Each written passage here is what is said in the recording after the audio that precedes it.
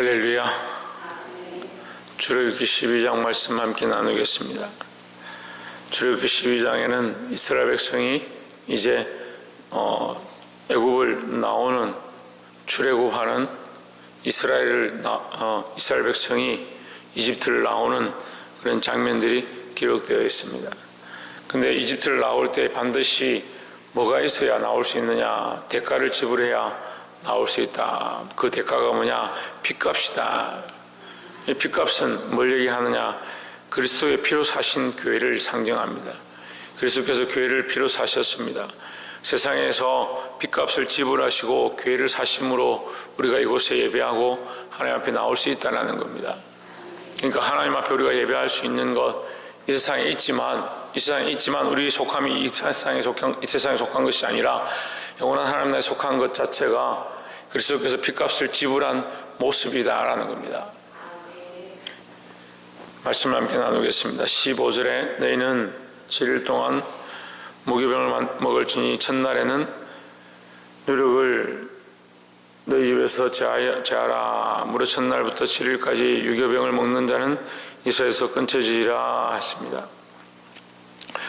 자, 이 급하게 나와서 백성이 갑자기 이 바로가 지금까지 안 된다고 하다가 그의 장자가 죽고 그 애굽의 모든 처음 난 자들이 다 죽게 되니까 갑자기 나가라 이렇게 했습니다. 갑자기 나가게 되니까 그들이 뭘 준비할 수 없으니까 급하게 빵을 만들었는데, 떡을 만들었는데 뭐가 없냐? 이 안에 부풀게 하는 유교병을 넣지 않은 거예요. 그러니까 이 떡이 어떻느냐? 딱딱하고 쓰다는 거죠. 딱딱하고 쓰다는 것은 예수 그리스도의 고통을 얘기하는 겁니다.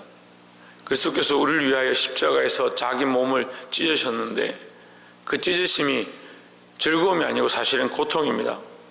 그러니까 우리가 뭘 먹고 사느냐? 생명의 떡을 먹고 사는데 그 생명의 떡이 어떻느냐? 쓰고 딱딱하다는 거예요.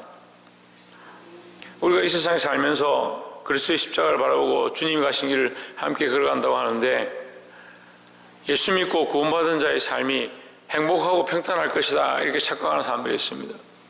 그리스도를 믿는 자들 가운데 고난이 있고 십자가 길이 어렵고 힘들다는 사실 우리가 기억해야 한다는 겁니다. 왜 어렵고 힘드냐? 그리스도께서 이 고통의 길을, 고난의 길을 가셨기 때문에 우리가 또한 이 잔을 마시는 것이 쓰고 힘들다라는 거죠. 16절에 너희에게 첫날에도 성회요 제7일에도 성회가 되리니 이 두 날에는 아무 일도 하지 말고 가게는 식물만 너희가 먹을 것이니라. 19절에 7일 동안은 누룩을 너희 집에 있지 않게 하라. 무릇 유교물을 먹는 자는 타국인이든지 본국에서 난 자든지 본국에서 난 자든지 물어나고 이스라엘 회중에서 끊어지리니 했습니다. 자, 이스라엘 회중에서 끊어지지 않는 그 조건이 뭐냐? 유교병을 먹느냐 무교병을 먹느냐 하는 거죠.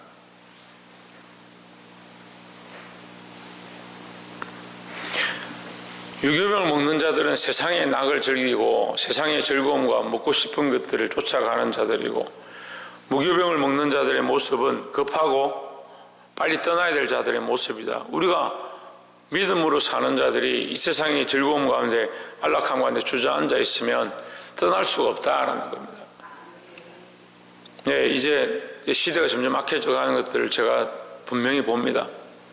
마지막 때가 다 되었고 믿는 자들이 믿지 않는 자들과 똑같은 삶들을 살아가고 세상의 즐김 가운데 빠져있는 것들을 분명히 보입니다.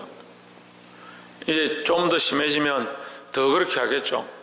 교회를 떠나고 예수 떠나고 자기들 나름대로 하나님 믿는다라고 착각하고 살아가는 삶을 계속 살겠죠. 뭘 먹느냐?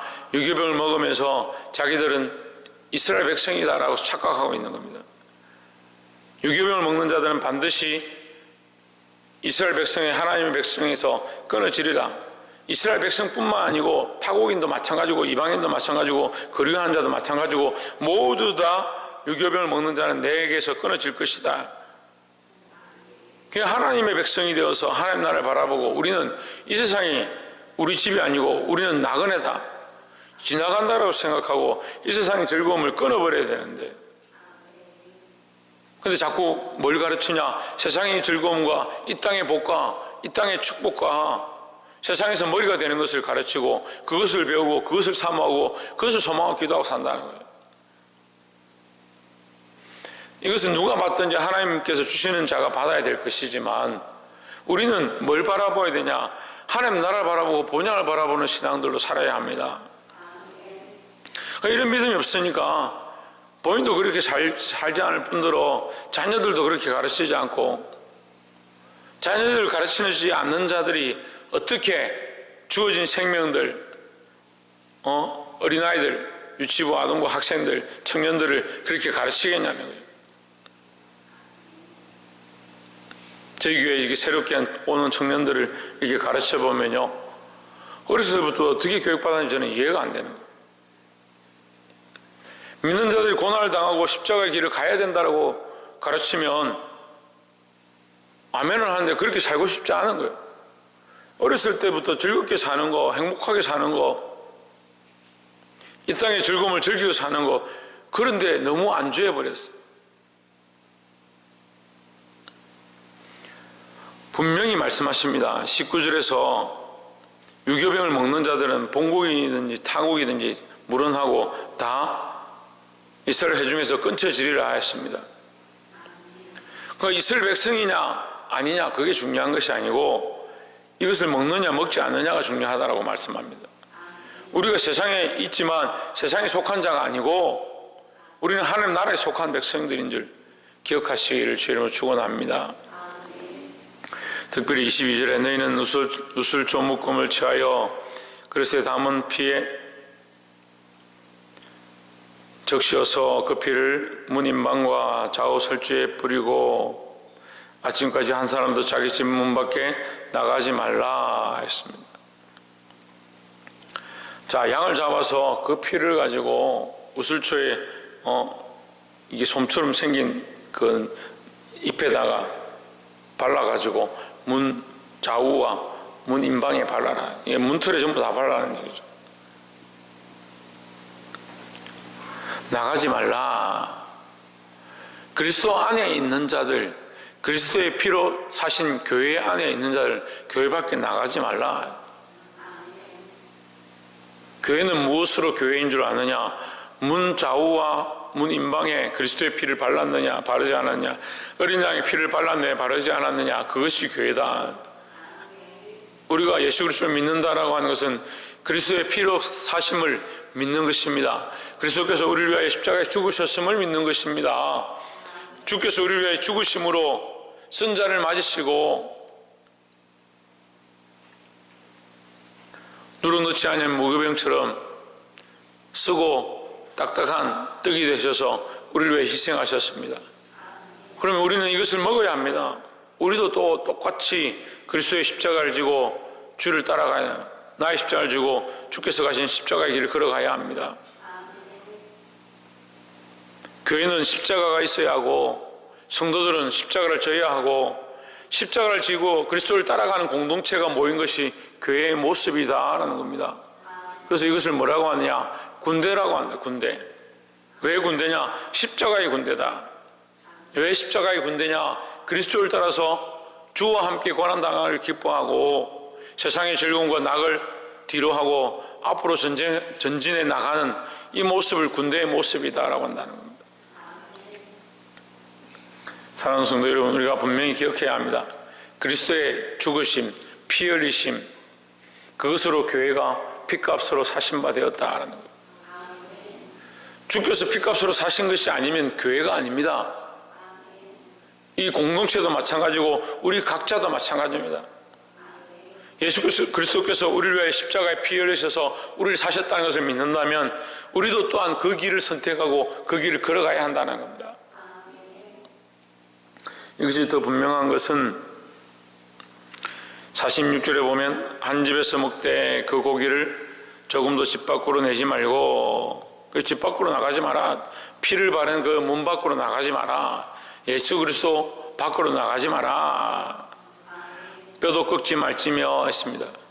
뼈가 꺾이지 아니하는 것은 예수 그리스도의 십자가의 죽으심에 대한 상징입니다. 다른 모든 짐승과 죄인들은 십자가에서 뼈를 꺾었습니다. 그렇지만 그리스도께서는 십자가에서 뼈를 꺾지 아니하시고 옆구리에 창이 찔리심으로 말씀을 이루셨습니다. 뼈를 꺾지 말라 하는 것은 그리스도의 상징인 거죠. 그래서 이 말씀이, 이 유월절 어린 양의 피 흘림이 예수 그리스도를 분명하게 상징하고 있습니다. 세상을 즐겨하고 세상이 원하는 대로 걸어가지 말고 이 말씀을 따라 이 시대 가운데 승리하기를 주의 이름으로 축원합니다. 마지막으로 35절에 이스라엘 자손이 모세의 말대로 하여 애굽 사람에게 은금 패물과 의복을 구하매 36절에 여호와께서 애굽 사람으로 백성의 은혜를 잃게 하사 그들의 구하는 대로 주게 하심으로 그들이 애굽 사람의 물품을 취하였더라 했습니다. 뭘 받았느냐? 애굽 사람에게서 물품을 받았다. 이게 지난주도 함께 나눈 말씀이지만 은혜를 덧입었다. 은혜를 덧입었다. 하나님께서는 계속 뭘 하시느냐? 이 이스라엘 백성에게 은혜를 덧입히고 있다는 거예요.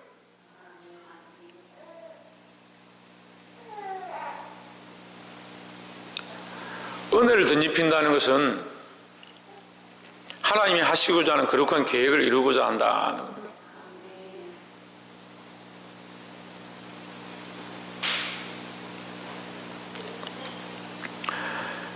애굽 땅에 내린 10가지 재앙이 우리가 생각하기에는 애굽 사람들에게 주는 것처럼 보이지만 고통은 그들이 당하고 이적은 그들이 경험하지만 사실은 누구를 위한 것이냐? 이스라엘 나라를 위한 것이다.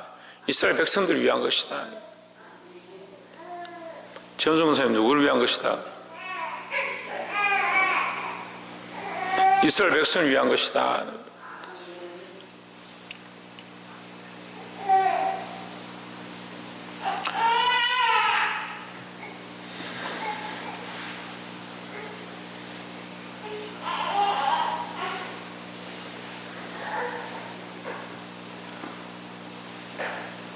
하나님 하시는 많은 역사들이 세상을 위한 것처럼 보이기도 하고 바로를 위한 것처럼 보이기도 하고 그들로 깨닫게 하고자 하는 것으로 보이기도 합니다. 하지만 이 모든 것은 이스라엘 백성의 구원과 연결되어 있고 하나님의 은혜로 그들에게 임하고 있다. 그래서 구별되어지는 겁니다. 세상은 고난을 당하고 세상에 풍파가 있지만 하나님의 백성은 안전하다라는 거죠. 말씀을 맺겠습니다. 우리는 하나님의 군대로 이 출애굽하는 이스라엘 백성의 모습 가운데 우리도 또한 그리스도의 피로 사신 교회가 되어서 바른 길을 걸어가야 합니다. 우리는 어디에 속했냐? 예수 그리스도 안에 속했다. 그리스도의 피값으로 사신 교회가 되었다라는 겁니다. 세상의 모든 것들이 세상을 향해서 돌아가는 것처럼 보이지만 사실은 이 모든 이적과 역사가 우리를 위한 하나님의 은혜다 기억하고 늘 하나님의 은혜를 생각하면서 하나님께 영광 돌리면서 사시기를 주의 이름으로 축원합니다. 기도하겠습니다.